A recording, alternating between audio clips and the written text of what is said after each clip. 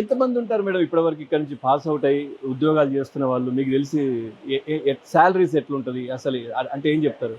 Sir ఇప్పుడు దాదాపుగా కొన్ని వేల మంది 30-40 వేల మంది పిల్లలు ఆల్రెడీ పాస్డ్ అవుట్ క్యాండిడేట్స్ ఇక్కడ నుంచి వెళ్ళిపోయారు.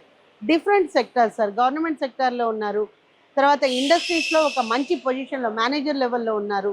ప్రమోషన్స్ తీసుకొని.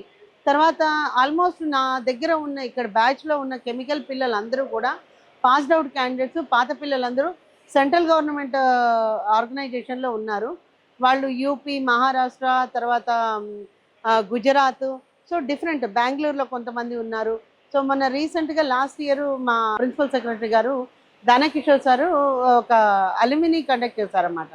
సో అప్పుడు మాక్సిమం అంటే 1 డే 2 డేస్‌లోనే మేము పూల్ చేస్తే దాదాపు ఈ ఐటీఐ నుంచి 100 మంది పిల్లలు మాకు అంటే బెస్ట్ సాలరీస్ తీసుకుంటున్న పిల్లలు వచ్చారన్నమాట.